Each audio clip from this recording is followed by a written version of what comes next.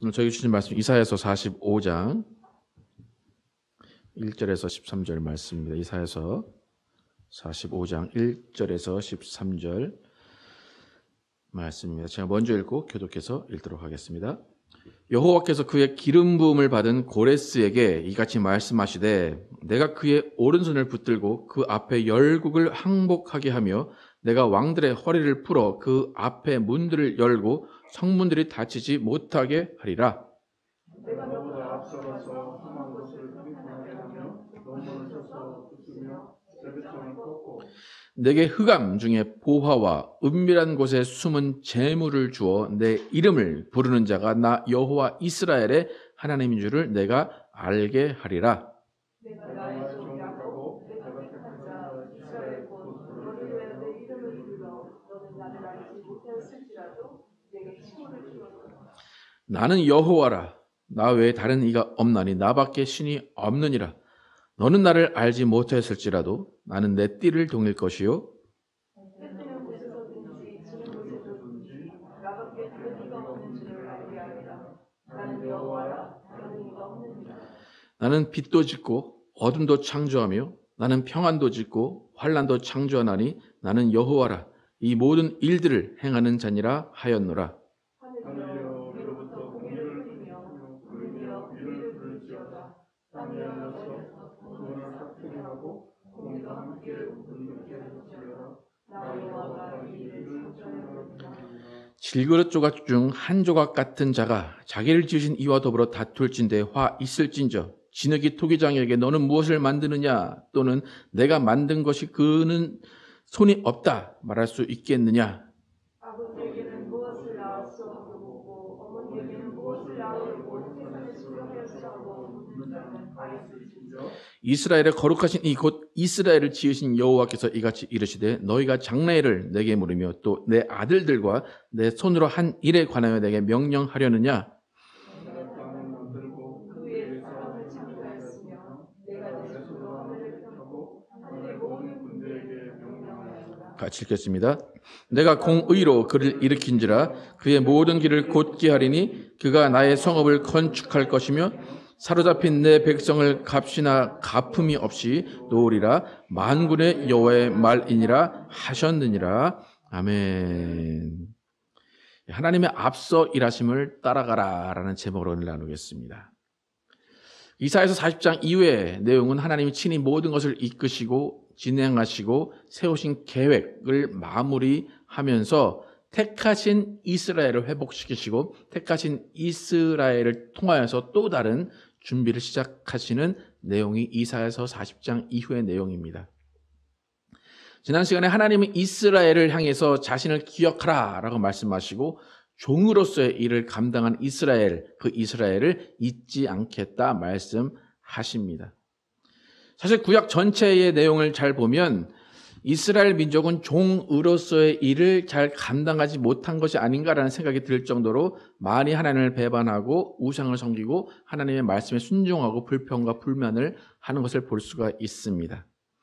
하나님을 실망하는 모습을 많이 보였음에도 불구하고 하나님은 이스라엘을 종이다 말씀하시고 사랑하신다 말씀하십니다. 지금 이스라엘의 마지막 장면을 봐도 이스라엘이 지금 바벨론 포로 70년을 살고 있는 남의 집 종살이로 살고 있습니다. 그럼에도 불구하고 하나님은 이스라엘을 계속해서 사랑하시고 기억하시고 회복시키신다 말씀을 하십니다. 그것은 이스라엘은 분명히 종으로서의 일을 완벽히 이뤄내지 않았지만 하나님은 이스라엘을 끝까지 포기하지 않으시고 지키시고 이스라엘을 사랑하신다는 증거입니다. 이스라엘 민족을 잘 보면 이스라엘이 좋아서 자기들이 자발적으로 하나님과 함께 할게요 라고 한 것이 아니라 하나님이 일방적으로 이스라엘을 선택하셨습니다. 아브라함에게 일방적으로 나타나서 내가 지시한 땅으로 가라 말씀하시고 그 이후로는 하나님이 계속 말씀하시고 말씀하시는 그 말씀을 따라야만 하는 이스라엘의 삶이었습니다. 그러니까 이스라엘은 이해를 못해도 해야 될 수밖에 없었고 이스라엘은 하기 싫어도 할 수밖에 없었습니다. 그러니까 그 인생을 돌아보면 파란만장했고 그 인생을 정말 어떻게 보면 그냥 좌충우돌 아무 계획 없는 그런 인생처럼 볼 수가 있습니다. 우리가 보는 이스라엘의 모습은 오합지졸이고 답답한 사람들의 모습이 더 많이 있습니다. 그런데 하나님은 이사야서 40장을 이유를 통하여서 그들을 회복하신다. 그들을 잊지 않으신다. 그들을 사랑하신다 말씀하십니다. 오늘 설교를 들으실 때 좀 이렇게 정신 차리고 들으셔야 되는 게 뭐냐면 시차가 왔다 갔다 합니다. 시차가. 지금 여러분 이사야서 40장을 제가 처음에 말씀드릴 때 예언과 같은 말씀이라고 드렸죠. 이스라엘의 회복에 대한 예언의 말씀입니다. 그런데 이 회복에 대한 말씀을 하시는데 사실 이때는 아직까지도 이스라엘이 포로가 되지 않은 상황입니다. 그러니까 포로가 되지도 않았는데 나는 너희를 회복시킬 것이다. 너희를 위로할 것이다. 그렇게 지금 말씀하시는 겁니다. 그래서 이사야는 지금 이스라엘이 바벨론 포로 이제 끌려갈 겁니다. 끌려갈 그 시기보다 2세기 전 사람입니다. 거의 200년 앞선 한 100년에서 200년 사이의 사람입니다. 그러니까 남유다가 마지막으로 망하기 120년, 130년 전에 활동했던 사람이 이사야입니다. 근데 그 120년, 130년 망하기 전에 사람이 지금 고레스라는 이름을 확실하게 말하면서 회복에 대한 예언을 하고 있습니다. 여러분 잘 보십시오. 이사야가 지금 망하기 120년, 130년 전에 너희가 망할 거야. 너희가 바벨론 포로가 될 거야. 근데 하나님 회복시키실 거야. 그렇게 말했다면 이스라엘 입장에서는 이미 그 말씀을 다 읽었고 봤을 겁니다. 그렇다면 여러분 같으면 우리가 망할 거다. 그리고 우리가 회복될 거다. 다 알았다면 망하기 전에 돌이켰을 겁니다. 근데 이스라엘은 그렇지 않았다는 겁니다. 이스라엘은 계속해서 자기의 길을 갖고 결국에 바벨론에게 침공을 당했고 바벨론의 포로로 잡혀갔습니다. 하나님이 이렇게 200년 전부터 아시고 회복을 또 말씀하시고 그들에게 무슨 일이 일어날 것을 알려주셨습니다. 불구하고 이스라엘은 회개하지 않고 하나님은 또 그 일을 계속 진행하신 그 이유는 무엇인가 하면 이스라엘의 태도 때문입니다. 이스라엘이 교만했고 이스라엘이 하나님 앞에 불평했고 이스라엘이 하나님 앞에 불순종했기 때문입니다. 이전까지는 그나마 불평하고 불만해도 그냥 그럭저럭 하나님이 잠깐 때에 따라서 그냥 이렇게 벌하시는 것 빼고는 그냥 그럭저럭 잘 살아왔습니다. 나름대로 12지파의 땅을 다 주셨기 때문에 그 땅에서 잘 살았습니다. 그런데 잘 살다 보니까 불순종이 극에 달했고 교만이 극에 달했습니다. 그러니까 이전 같으면 백성이 교만하면 그 지도자나 예언자나 선지자를 불러서 하나님 말씀하시고 그 선지자가 막 간구하면 하나님이 오케이 그러면 너를 봐서 내가 저 백성을 용서해 줄게 그러셨는데 이제는 그것도 통하지가 않습니다. 왜 하나님이 이렇게 이스라엘을 더 이상 봐주지 않으시고 너희를 포로로 보내야 되겠다라고 결정을 하셨는지 이사야 그 다음의 선지자 예레미야의 말을 통해서 한번 우리가 하나님이 왜 이스라엘을 포로로 보내셔야만 했는지를 한번 보겠습니다. 예레미야 13장 13절에서 15절 함께 읽겠습니다. 함께 읽어보겠습니다. 시작. 너는 다시 그들에게 이르기를 여호와의 말씀에 보라 내가 이 땅의 모든 주민과 다윗의 왕위에 앉은 왕들과 제사장들과 선지자들과 예루살렘 모든 주민으로 잔뜩 취하게 하고 또 그들로 피차 충돌하여 상하게 하되 부자 사이에도 그러게 할 것이라. 내가 그들을 불쌍히 여기지 아니하며 사랑하지 아니하며 아끼지 아니하고 멸하리라 하셨다 하라. 여호와의 말씀이니라. 너희는 들을지어다 귀를 기울일지어다 교만하지 말지어다 여호와께서 말씀하셨습니다. 하나님이 예레미야를 통해서 이스라엘을 사랑하지 않을 거야. 아끼지 않을 거야. 불쌍히 여기지 않을 거야. 멸할 거야. 라고 말씀하십니다. 그런데 아까 뭐라고 말씀드렸습니까? 예레미야는 이사야 다음 사람이에요. 그러니까 이사야에게 먼저 회복을 말씀하시고 지금 이스라엘에게 멸할 거야 라고 예레미야에게 전하라고 하십니다. 앞뒤가 좀 안 맞습니다. 그럼에도 불구하고 이스라엘은 결국 포로로 끌려갑니다. 근데 끌려간 이유가 예레미야에서 뭐라고 합니까? 그들은 귀를 기울이지 않았고 교만했다는 겁니다. 귀를 기울이지 않았고 교만했다. 하나님의 말씀에 불순종하고 교만한 이스라엘 모두를 불쌍히 여기지 아니하셨다는 겁니다. 그러니까 예레미야서를 우리가 잘 보면 예레미야서의 주제는 뭐냐면 바벨론이 침공할 거야. 그러니까 너는 항복해라 그거예요. 원래 하나님은 이렇게 말씀하셔야 돼요. 바벨론이 침공할 거니까 너희는 걱정하지 마. 내가 싸워줄게. 너희가 이길 거야. 그렇게 하셔야 되는데 그게 아니라 바벨론이 침공할 거야. 그러니까 너희는 싸우지 말고 항복해라. 왜요? 이미 하나님이 작정하셨기 때문에.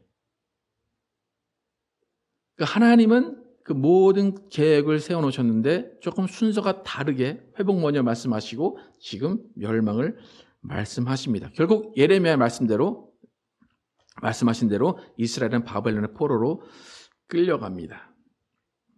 근데 끌려간 이유가 아까 뭐라고 말씀드렸습니까? 교만, 귀를 닫은 것이라고 말씀드렸습니다.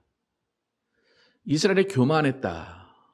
여러분 이스라엘이 교만했다라는 그 모습을 한번 상상을 해보십시오. 어떤 일을 했길래 어떤 태도를 취했길래 하나님이 저들은 교만하다 말을 했을까? 그럼 교만이라는 것의 단어의 정의가 여러분 어떻게 정의를 하십니까? 교만하다. 저 사람 참 교만해 하는 사람은 어떤 사람입니까? 자신의 것을 뻐기고 자신의 것이 가장 좋은 것으로 여기면서 좀 거만한 사람을 교만이라고 말을 합니다. 근데 여러분 이스라엘이 좀 거만했던 것 같습니까? 이스라엘은 자기의 가진 것을 내세우면서 그렇게 했던 것 같습니까? 오히려 이스라엘의 모습은 거만과는 먼 것 같은데 하나님은 교만을 가장 큰 이유, 멸망의 큰 이유로 말씀하십니다. 교만이라는 오늘 예레미야의 단어들을 쭉 보면 영어 성경에 한 단어는 pride라고 나오고 한 단어는 arrogant라고 나와요. 그러니까 자부심 아니면 거만함이라고 나옵니다. 그러니까 이스라엘의 모습 가운데 저들이 교만한가, 저들이 거만한가 라고 우리가 조금 의아해할 수 있는데 이 거만과 자부심 이것을 우리가 쉽게 말하면 종의 모습이 사라졌다라는 것입니다. 예수님이 이스라엘을 종이다 말씀하셨어요. 그런데 이스라엘의 모습 가운데 종의 모습이 사라진 겁니다. 여러분 우리는 한 조선시대 그 전망을 해도 종이라는 게 있죠. 그죠? 그리고 이제 한국 사회에서는 그 신분 제도가 있었기 때문에 신분을 종에서 양반으로도 많이 바꿨습니다. 그런데 그렇다면 종이라는 신분은 서로가 갖기 싫은 신분입니다. 근데 요즘 시대에 종이라는 말을 가장 듣고 싶어하고 가장 많이 쓰는 사람이 혹시 누군지 여러분 아십니까? 여러분 나는 종입니다 라는 말을 누구한테 가장 많이 들어보셨습니까? 여러분 나는 종입니다 여러분 말씀해 본 적 있으십니까? 누구한테 가장 많이 들어보셨습니까? 그죠? 목사님들 설교 바로 앞에 기도할 때 뭐라고 말씀하십니까? 종의 입술에 기름 부으셔서, 그죠? 예. 종을 통하여. 근데 여러분, 저랑 한 5, 6년 하신 분들 계신데, 그러니까 그런 말 하는 거 혹시 들어보신 적 있으십니까? 저는 지금까지 한 번도 쓴 적이 없는 것 같아요. 예. 그러니까 목사님들이 나는 종이다, 나는 주의 종이다, 라는 것은 다른 틀린 말이 아닙니다. 분명한 사실입니다. 그런데 그 의미를 잘 들여다보면 목사님의 입에서 나는 종입니다. 종의 입술에서 나오는 말씀이라고 하실 때 그 종이 과연 우리가 알고 있는 종인가라는 것입니다. 여러분 제가 앞에서 종의 입술을 통해서 말씀하시는 하나님이십니다 라고 하면 제 마음 가운데는 이것이 특권이라고 생각할까요? 정말 보잘것없는 종이라고 생각해서 그런 말을 하는 것 같습니까? 여러분 어떻게 들으실 것 같습니까? 하나님은 종이다 라고 말씀하실 때 이스라엘이 하나님의 말씀을 그대로 듣고 그냥 명령하면 따르는 그런 존재로 말씀을 하신 겁니다. 근데 이스라엘을 교만하다, 거만하다 말씀하신 이유는 그 종의 모습이 사라졌기 때문입니다. 여러분, 종은 일 시키면 하는 사람입니다. 종은 일했다고 칭찬받는 사람이 아니라 일했다고 더 사례를 많이 받는 사람이 아니라 그냥 일한 만큼 그냥 먹여주는 것으로 끝나는 사람이 종입니다. 하나님은 지금 이스라엘 관계 가운데 어긋난 것이 그 종의 관계가 어긋났다고 보시는 것이고 그것을 교만이라고 보십니다. 우리가 하나님을 따르고 하나님의 일을 감당할 때 가장 크게 오해하는 것 중에 하나가 뭐냐면 하나님 내가 하나님의 일을 하겠습니다. 하나님 나에게 일을 맡겨주십시오. 하나님 나를 사용하십시오. 라고 하면 하나님이 그 앞길을 쫙 열어주셔서 일사천리로 하나님의 일이 이루어질 것 같은 착각을 하게 됩니다. 그럼 우리는 항변을 해요. 하나님, 이거 하나님 일인데 왜 일을 잘 안 되게 하십니까? 왜 일이 잘 진행이 안 되게 하십니까? 라고 항변을 합니다.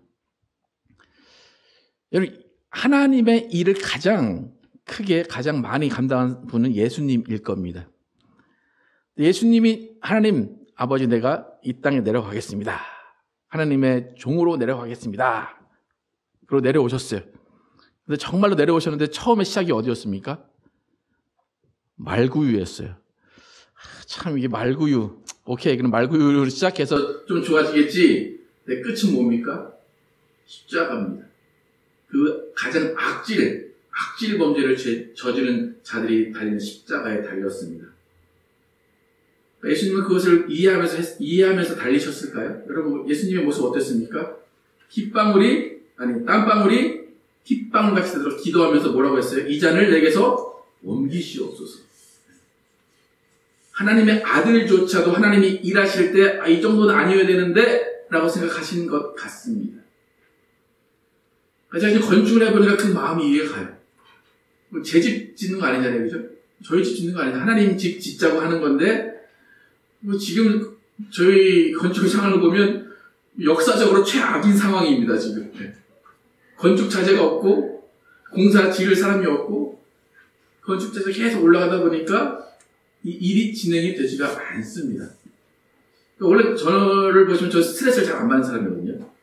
저 스트레스가 잘 뭔지 모르는 사람인데 요즘에는 하도 신경 쓰다 보니까 요즘 귀가 잘 안 들려요. 귀가 좀 먹먹한 거 있죠, 그죠? 수영장 갔다 오면은 먹먹한 그 정도로 계속 이제 그렇게 그 상태로 있는데 하나님과 일을 제대로 해보시면 답답하고 속 터질 때가 많습니다. 그 마음이 뭐냐면 내가 하면 이렇게 안 할 텐데 내 마음이 이런데 하나님은 왜 이렇게 하시지? 라는 마음이 들 때가 많이 있습니다. 인간의 가장 나쁜 습성 중에 하나가 뭐냐면 무슨 일을 바라볼 때 남들이 할 때는 남들이 하는 일을 바라보면 저 정도는 내가 다 잘할 수 있는데 저거 이렇게 하면 되는데 그러면 바둑이나 장기 훈수 두는 사람은 훈수를 잘 둡니다. 그죠? 근데 막상 그 앞에 들어가면 그것이 안 보입니다. 그러니까 인간의 가장 나쁜 습성 중에 하나가 남의 일은 잘 지적을 하고 남의 일은 답답하게 생각을 합니다. 여러분, 한국 축구 볼 때 어떻습니까? 답답하십니까? 아니면 아주 칭찬하면서 보십니까? 한국 축구 공격수들 골대 바로 앞에 이만한 골대가 있는데 골대 놔두고 뻥뻥 다른 데로 홈런을 치면서 골을 못 넣습니다. 그러면 뭐라고 합니까? 야, 오른쪽으로 치트지 왼쪽으로 간 다음에 딱 넣으면 되는데 왜 그걸 못 넣어? 그렇게 얘기하죠. 만약에 그 선수들이 여러분 앞에 있으면 뭐라고 할 것 같습니까? 이거 해봐라. 그죠? 여러분 혹시 축구 해보셨습니까? 여성분들 막 그렇게 욕을 하시거나 남성분들 욕을 하시면 축구 해보셨습니까 혹시? 5분 뛰면 여러분 정말 토합니다. 근데 선수도 90분을 뜁니다. 근데 우리는 그걸 이해하지 못해요. 내가 하면 잘할 텐데. 근데 막상 그 자리에 가면 못합니다. 그러니까 이 인간의 이런 습성을 우리는 하나님과 대화하고 하나님과 대면할 때도 이 방법을 하나님께 적용할 때가 많다는 겁니다.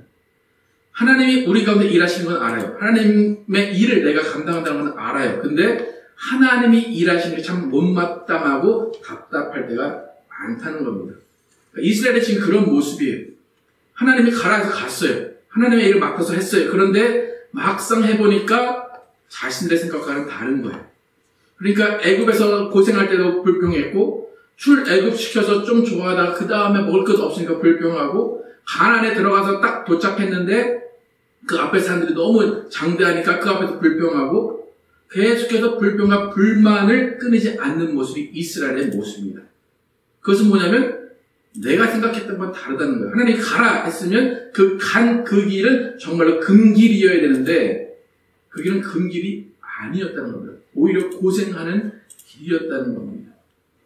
그러니까 하나님 말씀에서 가라 했는데 그 가는 길 가운데 불평과 불만과 불순종과 배신을 한 그 모습을 하나님은 교만이라고 정의하십니다. 그러니까 뭐냐면 하나님이 정하신 교만이라는 것은 뭐냐면 하나님이 가라 했으면 그 길을 가면 돼요. 근데 그 길을 갈 때 내가 먼저 결정했다는 거예요.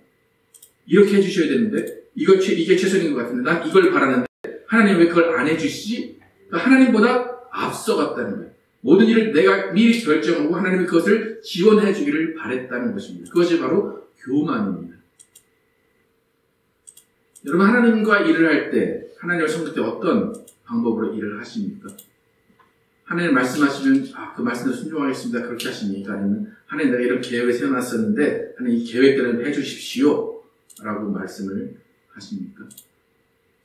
하나님 앞에 내가 기도할 때 하나님 내가 이걸 이제 합니다. 하나님 이거 하니까 하나님 잘 해주십시오 라는 그 자체가 교만이라고 하나님은 정의를 하십니다. 근데 문제는 뭐냐면 이렇게 우리가 교만이라는 그 어떤 속성을 이용해서 하나님 내가 이 일을 합니다. 이 일을 도와주십시오. 이 일을 잘 되게 해주십시오 라고 해서 그 일이 안 되면 내가 교만했구나 라는 것을 깨달을 수 있어요. 그런데 하나님의 뜻과는 정반대로 하나님과 대화하지도 않고 하나님의 말씀에 순종하지 않고 내가 일을 했는데 그 일이 잘 돼요. 그 일이 번창해요. 그 일이 반복되다 보면 그 다음부터는 하나님의 뜻은 전혀 중요한 것이 아닙니다. 그 다음에 어떻게 되냐면 하나님 내 말을 들어야 돼. 하나님 날 따라오시면 다 잘 돼 라는 것으로 바뀌면서 기고만장하게 됩니다. 그 다음부터 하나님 말씀에 귀를 기울이지 않습니다. 이스라엘이 타락한 이유는 하나님보다 우상의 선조들이 즐거워서 그렇습니다. 하나님보다 우상의 선조들이 쾌락이 있고 더 많은 것들을 얻었기 때문에 하나님보다 우상을 따라간 것입니다. 그 모습을 교만이라고 말씀하시고 하나님께서 모든 민족을 다 취하게 하신다 그래요. 그러니까 옛날에는 선지자나 제사장이나 예언자들 놔두시고 모든 민족을 조금 벌하셨는데 이제는 그것이 아니라 모든 민족을 취하게 하겠다라고 말씀을 하십니다. 그래서 그 민족이 바벨론으로 끌려갈 것이다. 근데 그 바벨론에서 또다시 회복하게 할 것이다라는 것이 하나님의 일입니다. 오늘 본문 마지막 절, 지난주 마지막 절부터 한 번만 다시 한번 읽어보겠습니다. 이사야서 44장 28절부터 오늘 본문 3절까지 한번 같이 읽어보겠습니다. 시작. 고레스에 대하여는 이르기를 내 목자라 그가 나의 모든 기쁨을 성취하리라 하며 예루살렘에 대하여는 이르기를 중건되리라 하며 성전에 대하여는 내 기초가 놓여지리라 하는지라. 여호와께서 그의 기름 부음을 받은 고레스에게 이같이 말씀하시되 내가 그의 오른손을 풀고 그 앞에 열국을 항복하게 하며 내가 왕들의 허리를 풀어 그 앞에 문들을 열고 성문들이 닫히지 못하게 하리라. 내가 너보다 앞서가서 평탄한 것을 평탄하게 하며 논문을 쳐서 부수며 쇠 빗장을 꺾고 내게 흑암 중에 겨워와 은밀한 곳에 숨어온 재물을 주어 내 이름을 부르는 자가 나 여호와 이스라엘의 하나님인 줄 내가 알게 하리라. 하나님이 이스라엘의 교만 때문에 바벨론 포로로 가게 하셨습니다. 바벨론 포로로 가게 한 것은 이스라엘의 교만 때문입니다. 그리고 그 모든 사람을 술 취하게 했다라고 말씀하십니다. 모든 사람이 술 취했습니다. 그러면 그 사람을 이끌어 가려면 어떤 사람이 필요합니까? 술 안 취한 사람이 필요합니다. 이스라엘에는 술 안 취한 사람이 없었습니다. 교만하지 않은 사람이 없었다는 겁니다. 하나님은 이스라엘을 회복시키셔야 됩니다. 이스라엘 민족 가운데, 유대인 가운데는 하나님의 일을 감당할 사람이 없습니다. 그럼 누굴 선택해야 됩니까? 결국에는 이방인입니다. 이방인을 선택해서 하나님은 이스라엘을 회복시키시는 그 예언을 이방인을 통해서 이루어 가십니다. 그러니까 이사야서에서 말씀한, 지금 이사야서 읽었는데 이때는 고레스라는 사람이 태어나기 200년 전입니다. 200년 전에 이미 고레스라는 이름을 말씀하십니다. 더군다나 그는 내 목자다. 그는 기름 부음 받은 자다라고 말을 합니다. 고레스는 유대인도 아니고 하나님을 믿은 사람도 아닙니다. 역사적으로 그는 하나님을 믿었다는 기록이 없습니다. 근데 고레스를 통해서 하나님의 모든 기쁨을 성취하신다고 합니다. 다윗도 이루지 못한 성전을 건축하게 하신 것이 고레스에게 하나님이 맡기신 일입니다. 하나님이 이스라엘의 회복을 고레스를 통해서 하셨는데 사실 잘 보면 고레스가 한 일은 아무것도 없습니다. 2절에 뭐라고 말합니까? 내가 너보다 앞서가서 모든 일을 앞서가서 하나님이 다 해놓으시고 고레스는 그 다음에 일들을 진행한다고 말씀하십니다. 이스라엘 회복을 이방인 고레스를 통해서 하십니다. 좀 전에도 말씀드렸지만 왜 고레스일까요? 왜 고레스를 선택하셨을까요? 이스라엘 중에는 없기 때문입니다. 이 고레스를 특별히 사랑하셨다. 이 본문을 해석할 때 하나님은 이스라엘뿐만 아니라 모든 민족을 다 사용하시고 모든 민족을 주권적으로 하나님의 주권 안에 놓으신다 그런 해석도 가능하지만 하나님은 이미 200년 전에 이스라엘을 벌할 것을 예언하셨고 이스라엘을 술취하게 하셨다고 말씀하셨기 때문에 더 이상 이스라엘에게서는 회복의 일을 감당할 사람이 없는 겁니다. 하나님이 고레스를 선택하셔서 이스라엘을 회복시키셨는데 여러분 오늘 집에 가셔서 이 본문을 다시 한번 쭉 읽어보십시오. 자, 이 본문을 계속 묵상하면서 생각한 것이 뭐냐면 하나님이 너무나 자존심을 내려놓으셨다라는 겁니다. 이스라엘을 회복시키시기 위해서 하나님이 너무나 자신을 낮추신다라는 생각이 듭니다. 4절부터 7절까지 고레스에게 하나님이 어떻게 다가가셨는지 한번 보겠습니다. 4절부터 읽겠습니다. 시작. 내가 나의 종 야곱 내가 택한 자 이스라엘 너를 위하여 내 이름을 불러 너는 나를 알지 못하였을지라도 내게 칭호를 주었노라. 나는 여호와라. 나 외에 다른 이가 없나니 나밖에 신이 없느니라. 너는 나를 알지 못하였을지라도 나는 내 띠를 끊을 것이요 해 뜨는 곳에서든지 지는 곳에서든지 나밖에 다른 이가 없는지를 알게 하리라. 나는 여호와라. 다른 이가 없느니라. 나는 빛도 짓고 어둠도 창조하며 나는 평안도 짓고 환난도 창조하니 나는 여호와라. 이 모든 일들을 행하는 자니라 하였노라.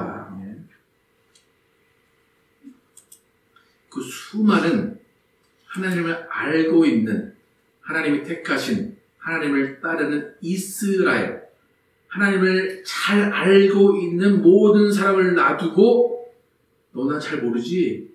너나 잘 모르지? 나는 여호와야. 나는 여호와야. 라고 말씀하시면서 고레스에게 지금 부탁을 하십니다. 이모스는 흡사 어느 무명 가수가 무대에 서고 싶어서 PD들을 찾아가서 저 이런 사람입니다. 저 이런 사람인데 저 아시나요? 저 뭐 잘 모르시죠? 저 이런 사람인데 무대 한번 세워주십시오. 라는 그 모습과 흡사합니다. 나는 여호와라. 나는 빛도 짓고 어둠도 창조하고 나는 평안도 짓고 환난도 지었어. 근데 고레스는 어떤 사람입니까? 몰라요. 와서 쏘아. 하나님 다시 한번 말해요. 나는 여호와라. 지금 이 네 구절에서 나는 여호와를 계속해서 반복해서 말씀하십니다.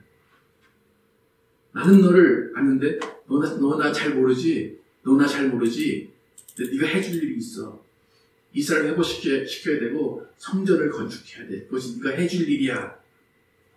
수많은 하나님을 아는 사람을 놔두시고 하나님을 전혀 모르는 관심도 없는 사람에게 하나님이 가셔서 계속해서 하나님이 이런 존재다 계속해서 하나님이 어쩌면 어필을 하십니다. 여러분 종에게 시킬 때는 이런 말 전혀 하지 않습니다. 종에게 시킬 때는 어떻게 합니까? 야 가서 해. 끝입니다. 근데 고레스는 하나님을 전혀 모르는 사람이기 때문에 나는 이것 되고 이력서를 쫙 가지고 나는 여호와야. 넌 잘 모르겠지만 난 여호와야. 여러분 왜 하나님이 고레스에게 가셨을까요? 이스라엘은 이미 다 하나님 앞에 있어요. 하나님을 따라올 자를 찾아야 되는 이스라엘은 다 앞에 있어요. 앞에서 뭐 하고 있어요? 하나님 일로 오세요, 일로 오세요. 하나님 이것 좀 해주세요. 하나님 일로 오세요, 이것 좀 해주세요. 근데 고레스는 어때요? 아무도 모르게 가만히 있는 거예요. 그러니까 하나님 고레스 잡아서 내가 앞서갈 테니까 너 나 좀 따라와라. 그렇게 말씀하십니다.